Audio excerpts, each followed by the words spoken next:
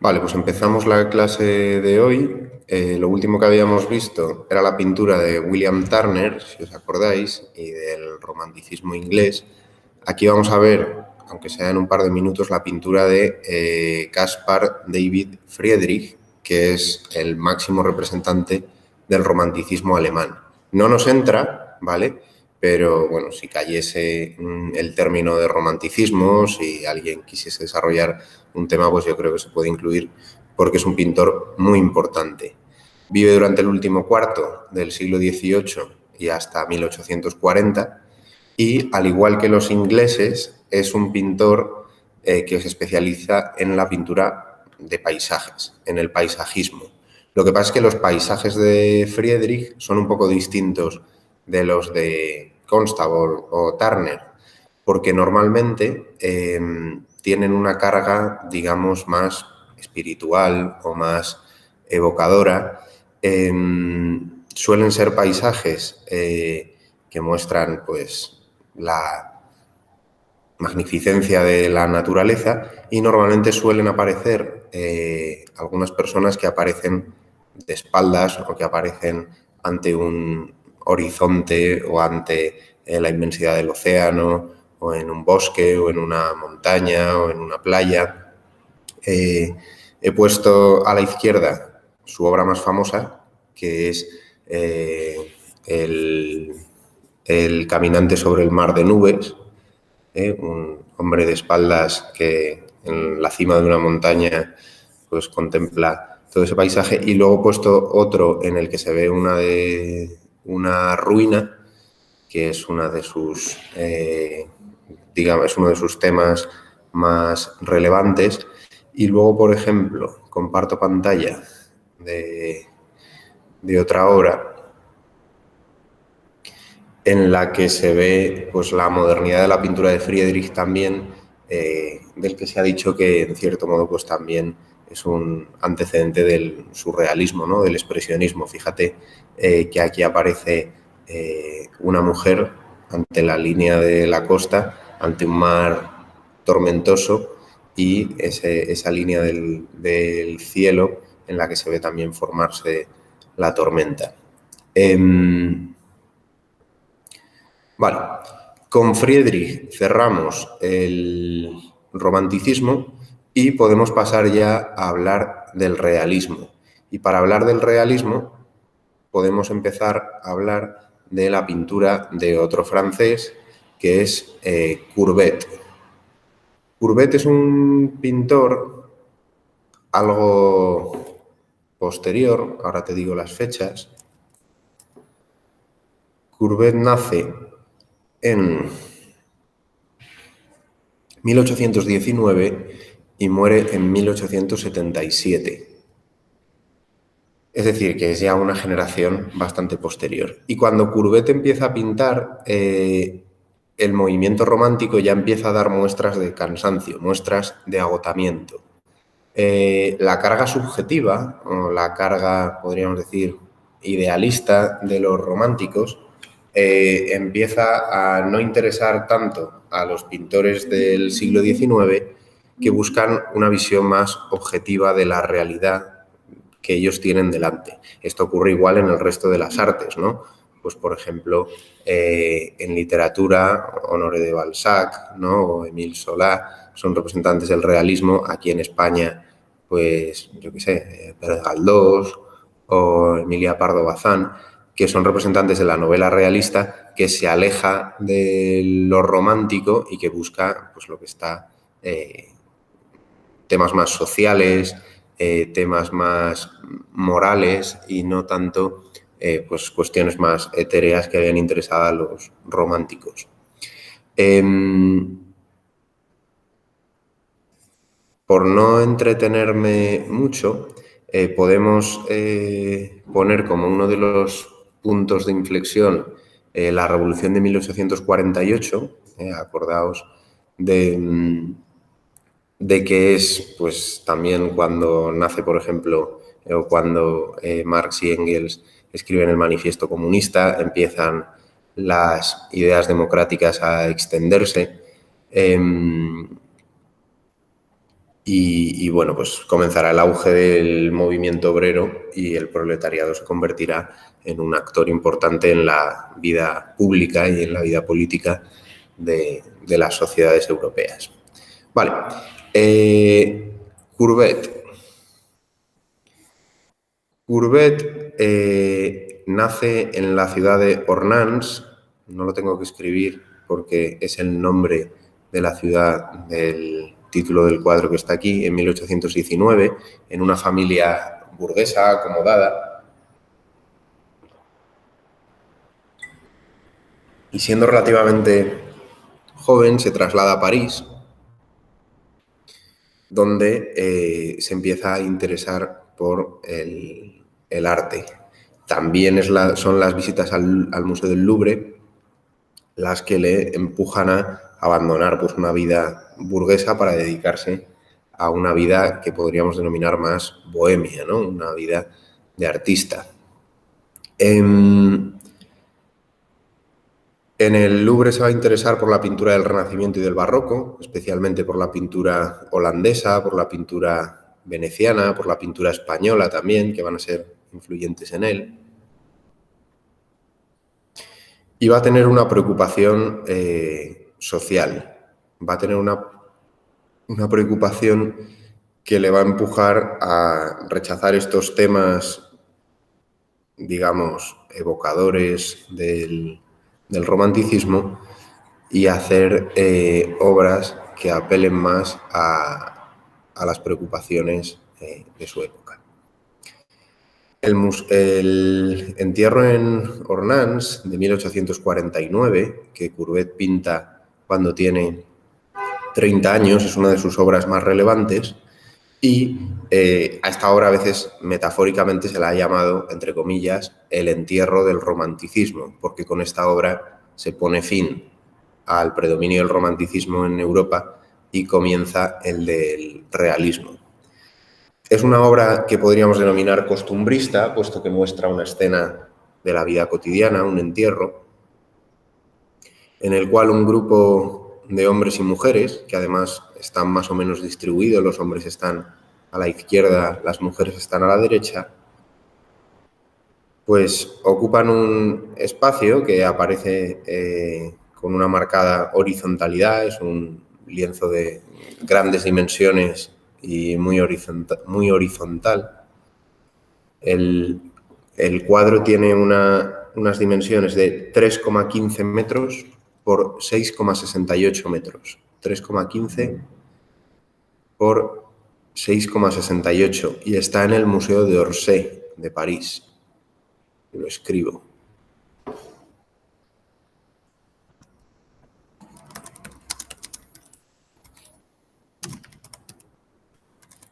El Museo de Orsay de París es donde está la mayor parte del arte del 19 y hasta principios del 20 de Francia. El cuadro es bastante polémico en su época y es bastante escandaloso por una cuestión que a nosotros ahora a lo mejor nos parece un poco, no voy a decir absurda, pero que no llegamos a entender bien. Y lo que escandaliza es la banalidad con la que se trata el tema, puesto que este tema, ya os digo que es una pintura costumbrista, no es una pintura de historia, no es una pintura mitológica, pero tampoco es una pintura religiosa o no tratada al uso. Lo que aquí se representa es pues a las clases más populares o las clases más desheredadas asistiendo a un entierro, ¿no? Asistiendo a un sepelio. Probablemente se trate de la representación de un entierro al que el propio pintor había asistido, puesto que es en su pueblo natal. Y digamos que el tema está tratado con bastante frialdad, porque los personajes tampoco muestran grandes sentimientos. Simplemente es un reflejo de la cotidianidad representada en este caso en un entierro. Es un cuadro que ha sido bastante influyente y las dos obras que he puesto arriba no son pinturas de Courbet, de hecho son pinturas españolas. No sé si las reconoces o te suenan. No. No. Bueno, Courbet va a ser influyente en la pintura de dos pintores españoles del siglo XX. Uno de ellos es Gutiérrez Solana, ¿vale? Y el otro es Zuloaga, ¿vale? Ahora, si quieres, los escribo.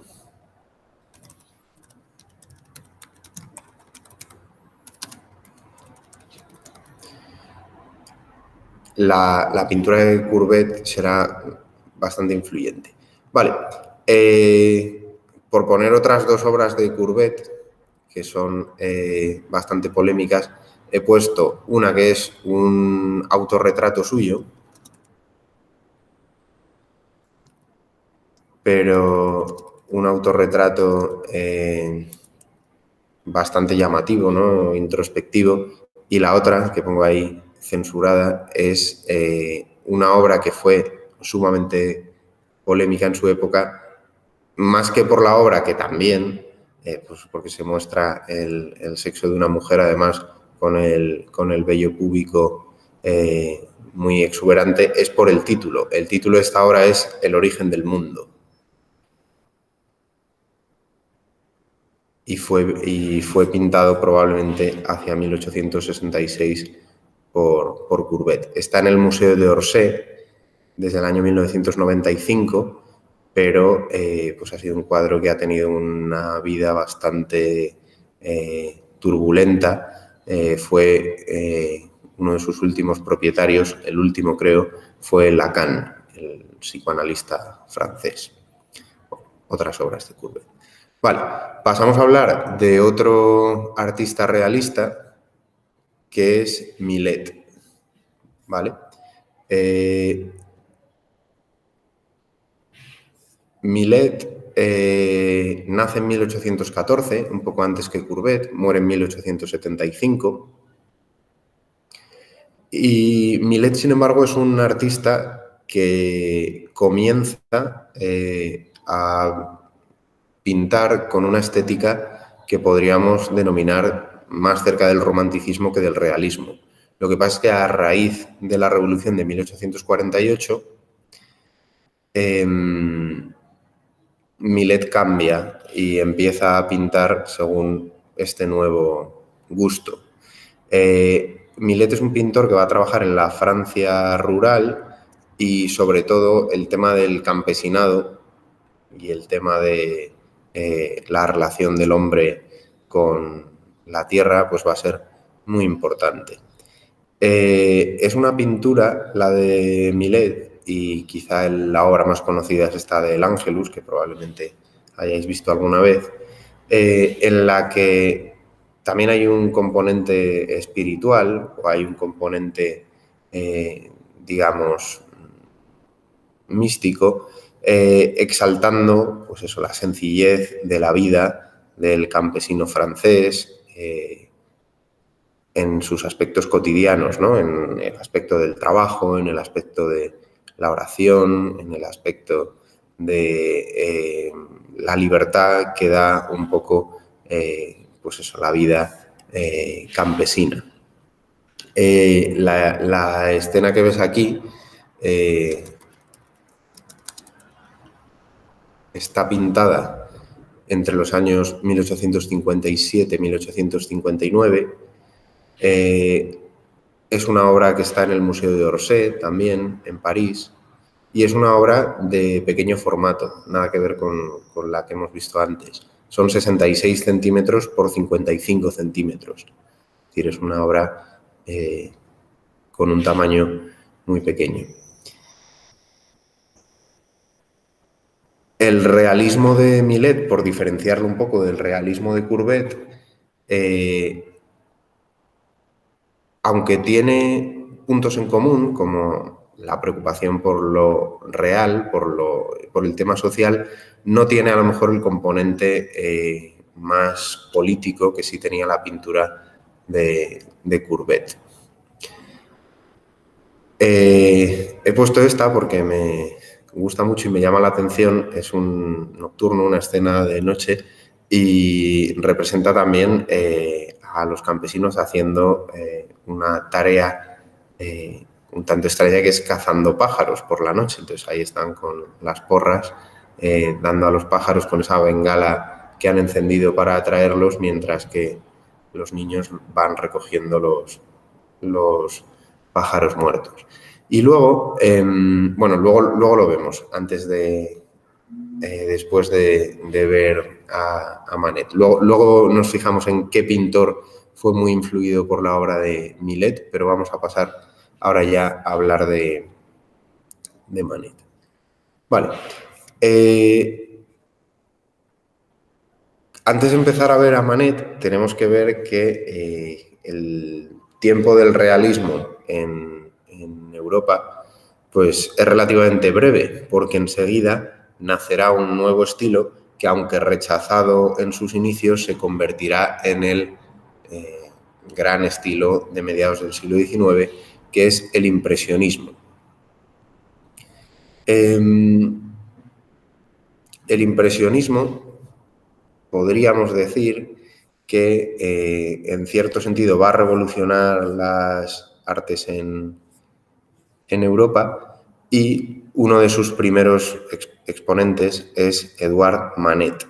Edouard Manet, que nace en 1832 y que morirá en 1883.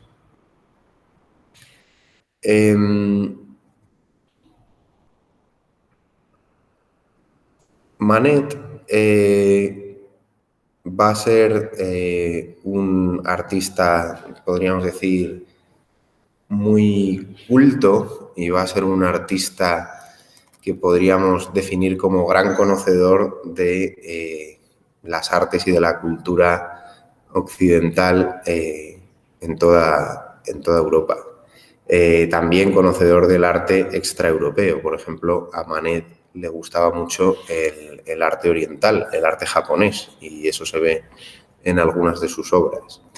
Y junto con la pintura de otro pintor, que es Claude Monet, no confundir Manet con Monet, solo cambia una letra en su apellido, pues es con quien van a hacer el impresionismo. Por resumir un poco, ¿vale? Manet va a viajar por toda Europa entre los años 1853 y 1856, visitando Italia, visitando los Países Bajos, visitando Alemania, visitando España y copiando las pinturas de los grandes maestros .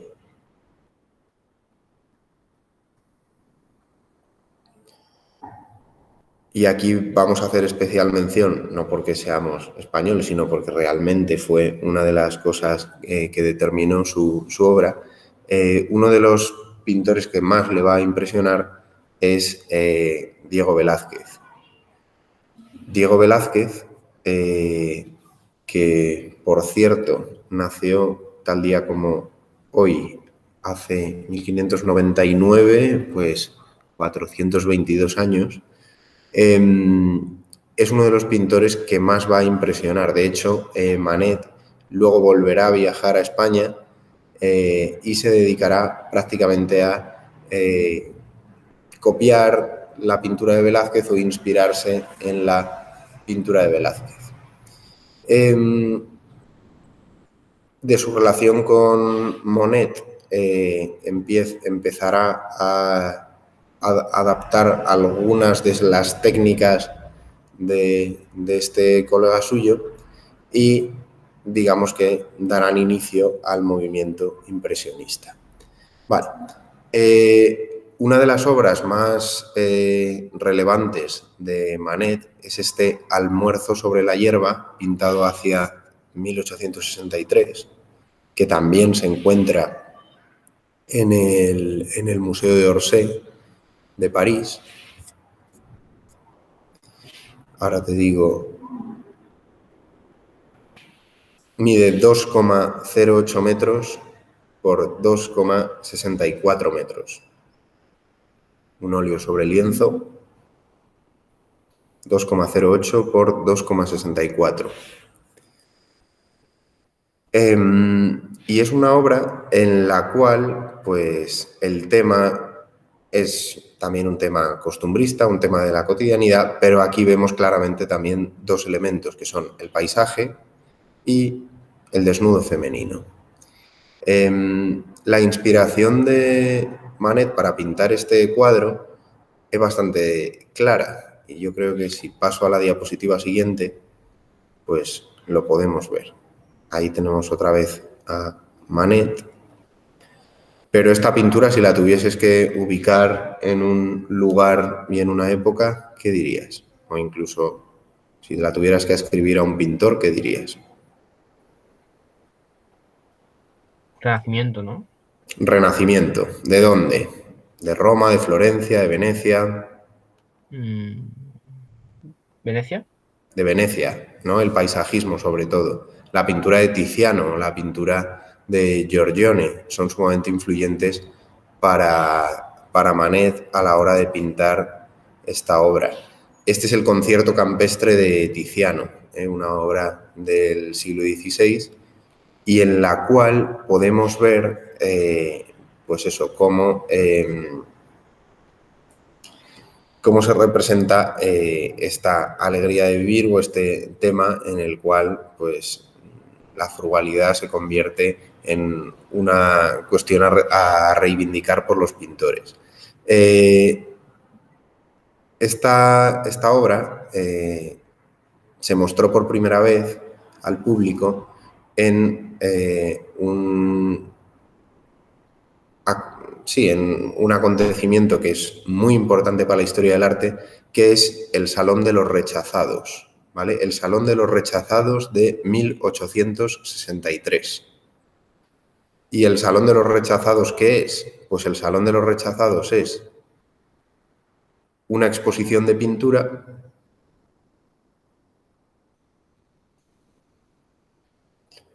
independiente en la que participan aquellos pintores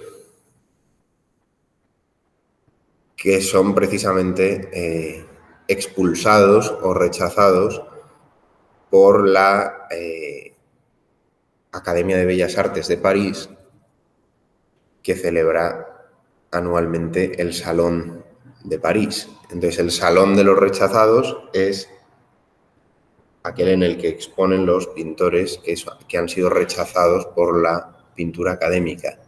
¿Quiénes están aquí? Pues los grandes pintores impresionistas.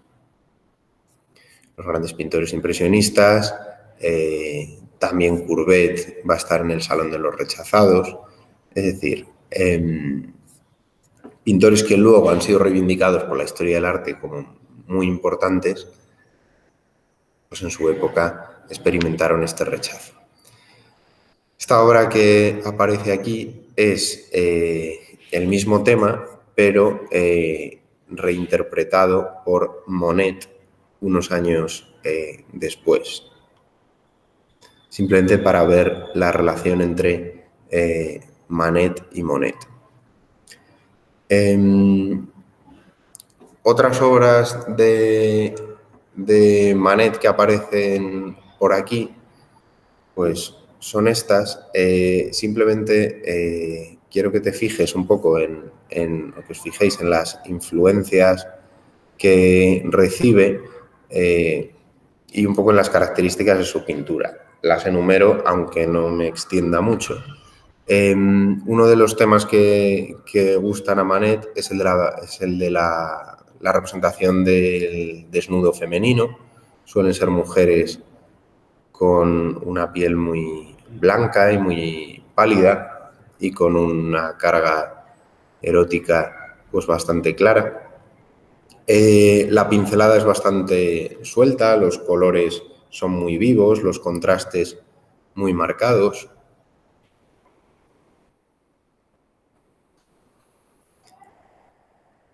Y bueno, los temas, aparte del de la mujer, que es un tema muy recurrente, pues también, por ejemplo, el tema político, y ese se ve en el cuadro que aparece abajo, que es el fusilamiento del emperador Maximiliano, la ejecución del emperador Maximiliano. El emperador Maximiliano es Maximiliano de México. Maximiliano de México era un austríaco que por una carambola histórica se convirtió en emperador en México. Lo que pasa es que los franceses acabaron con él, ¿no? Entonces, Manet, que pinta esta obra en la que, ¿cuál es su principal influencia? Los fusilamientos del 2 de mayo. Efectivamente, los fusilamientos del 3 de mayo de Goya, está haciendo una crítica política muy fuerte. Claro, Manet ha estado en el Museo del Prado, ha visto los cuadros de Goya, que además que junto con los de Velázquez le han sido muy influyentes, y se inspira claramente en el grupo de los que le fusilan, ¿no? En el cuadro de la esquina de abajo, que es un retrato de una prostituta que se llama Olimpia, hay quien ha querido ver también influencia de qué obras podríamos decir que hay influencias en este retrato de Olimpia. A ver, repite. Las Venus desnudas. Las Venus desnudas, ¿no? Las Venus venecianas, desde la Venus de Giorgione a las distintas Venus de Tiziano. Y luego, ¿qué más influencias podríamos ver?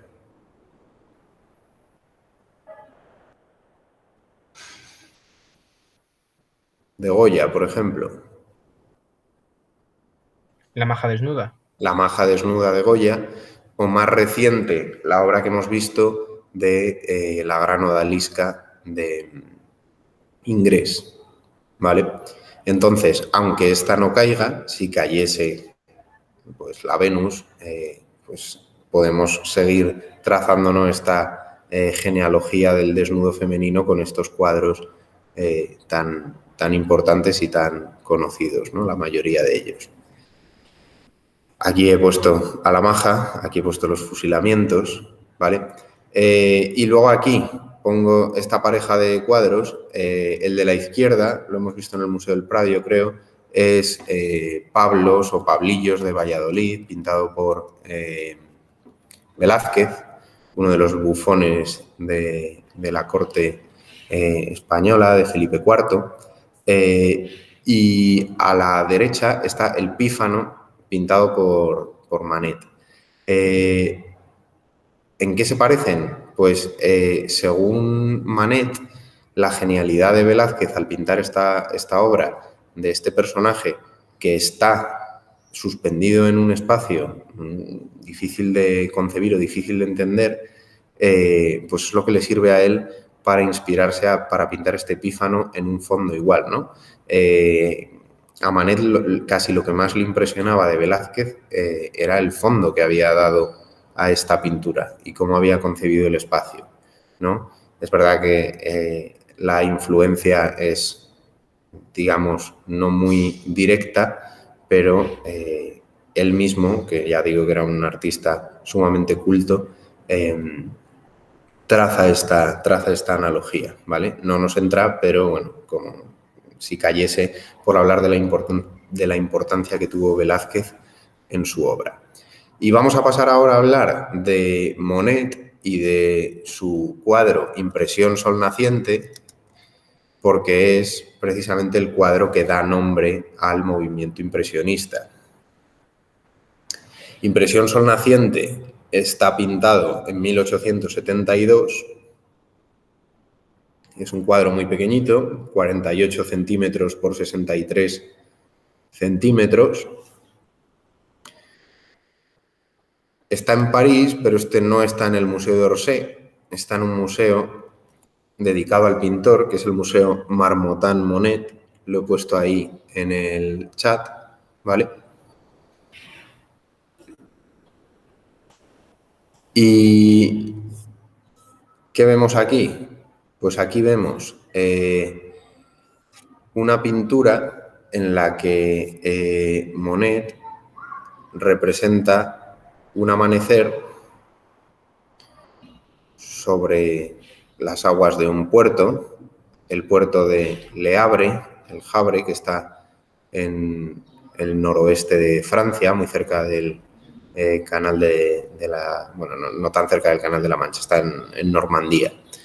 Y entonces lo que se ve aquí es pues poco más que el reflejo de un sol de color rojo sobre las aguas en unas barcas, los astilleros del puerto. Es decir, un tema sencillo, pero digamos que con una fuerza o con una capacidad de influir en la pintura de su época muy grande.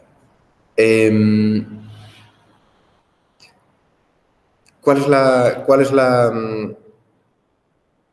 o qué es lo más característico de esta obra? Pues podríamos decir que la luz y el color. Y cómo la luz y el color se convierten en protagonistas en esta obra. Pues gracias a que Monet empieza a hacer o empieza a demostrar que lo más importante en la pintura es la luz y que lo más importante en la pintura es cómo la luz incide sobre la realidad. Y cómo el pintor lo que tiene que hacer es captar un instante de realidad. En cierto modo, los impresionistas también son realistas, o su vocación es realista, porque ellos lo que quieren es representar la realidad, igual que hacía Courbet 20 años antes. Lo que pasa es que lo hacen con una técnica o con unos métodos distintos, y el resultado por eso es muy distinto. Hay una influencia de un pintor romántico que también quería captar el instante, que también quería captar la realidad, que también se preocupaba mucho por representar las cosas tal cual eran, o al menos tal cual se veían, que es Turner, ¿no? Del que vimos ese tráiler de la película. Claro, lo que hacen los impresionistas, lo que empieza a hacer Monet, es lo mismo que hacía Turner, y es salir a la naturaleza, coger su caballete, coger su maletín con sus pinturas y pintar en vivo, ¿no? El tubo de pintura y la posibilidad de transportarla y de no tener que pintar ya en el taller, pues hace posible el nacimiento del impresionismo y hace posible que los pintores salgan y empiecen a pintar directamente desde la naturaleza. Claro, hay otra cuestión aquí importante, y es la relación del arte pictórico con un nuevo invento que también acabará convirtiéndose en un arte y que también permite captar la realidad. ¿A qué invento me estoy refiriendo? Mediados del siglo XIX.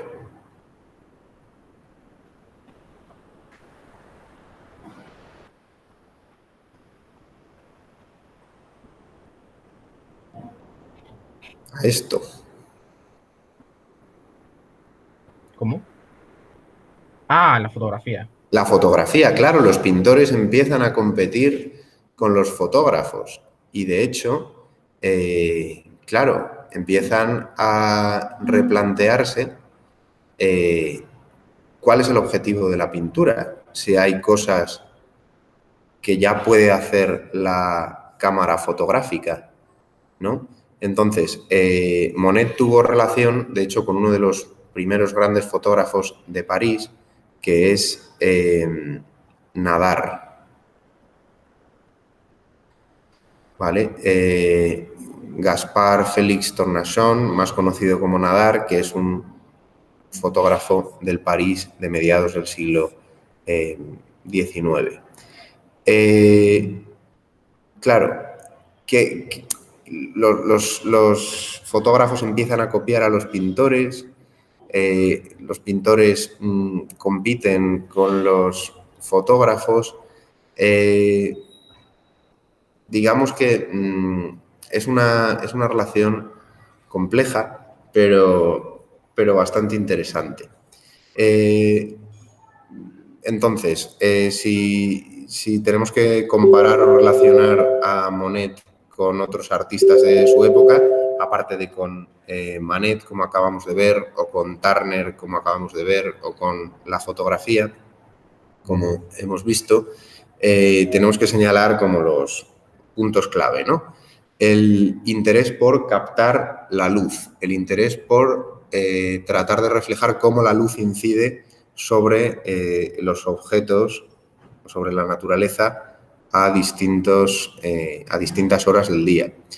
Luego, por ejemplo, al igual que a Turner, que había pintado ese niebla, vapor y velocidad, a Monet le interesa mucho el ferrocarril. De hecho, algunas de sus obras más importantes representan la estación de Saint-Lazare de París, ¿no? Esos trenes entrando en la estación, llenándolo todo de vapor, llenando de humo el espacio. Y luego, pues, bueno, también la representación de la naturaleza, ¿no? Del paisaje. El paisaje también es un tema fundamental en él.